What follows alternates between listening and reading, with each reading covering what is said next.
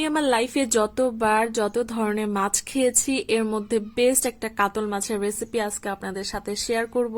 রেসিপিটা সম্পূর্ণ আমার নিজের অনেক চিন্তা ভাবনা করে আমার ফ্যান ফলোয়ার্সদের জন্য আজকে কাতল মাছের একটা বেস্ট রেসিপি নিয়ে আসছি।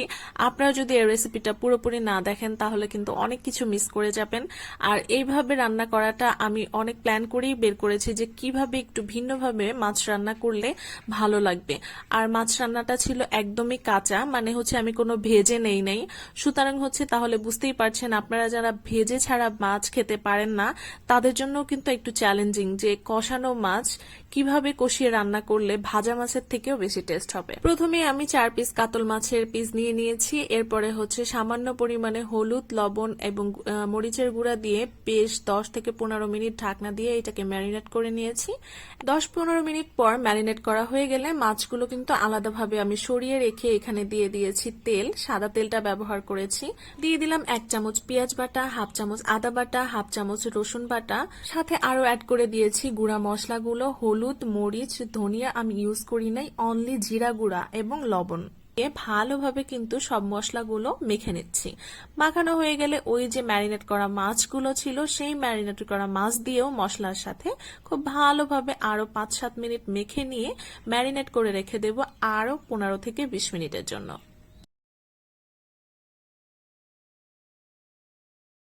15-20 মিনিট পর ম্যারিনেট করা হয়ে গেলে আমি প্রায় 2 থেকে 3 মিনিট হচ্ছে এটা ঢাকনা দিয়ে রান্না করে নিলাম। রান্না করার পর এক পাশ কিছুটা কালারটা চেঞ্জ হয়ে গেলে আমি কিন্তু মাছগুলোকে উলটপালট করে দিব। এই পর্যায়ে চুলার আঁচটা মিডিয়াম টু লো করে দিয়েছি যাতে করে মাছগুলো পুড়ে না যায়, মশলাটাও পুড়ে না যায়। যেহেতু এখানে কাঁচা মশলা ইউজ করা হয়েছে যাতে মশলার ফ্লেভারটাও কাঁচা না থাকে, আবার মাছের মধ্যেও যেন মশলা পারফেক্ট ভাবে ঢুকে, এজন্য চুলার আঁচটা অবশ্যই নিয়ন্ত্রণে রেখে রান্নার প্রসেসিং কমপ্লিট করতে হবে। মাছগুলোকে আমি টোটাল এপিট ওপিট মিলিয়ে 8 মিনিট রান্না করে নিয়েছি। রান্না করার পরে আমি এখানে মানে কষিয়ে নিয়েছি। কষিয়ে নেওয়া হয়ে গেলে এখানে আমি হচ্ছে ঝোলের পানিটা অ্যাড করেছি। এই মাছ রান্নাটার মধ্যে কিন্তু অনেক বেশি ঝোল দিলে ভালো লাগবে না। আপনারা যদি চান যে ঝোলের পরিমাণটা একটু বেশি করে দিতে চান তাহলে সেটা আপনাদের ইচ্ছার উপর নির্ভর করবে, বাট আমি চেয়েছি এরকম একটু মাখা মাখা যে ঝোলটা সেটা অনেক ভালো লাগে এই মাছ রান্নাটার সাথে।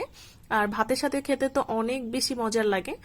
এখন হচ্ছে কি আবার দেখেন পানিটা যখন কমে গিয়েছে আমি আবারও ঢাকনা খুলে হচ্ছে মাছগুলোকে আবারও চেঞ্জ করে দিচ্ছি, মানে এপাশ ওপাশ করে চেঞ্জ করে নিতে হবে।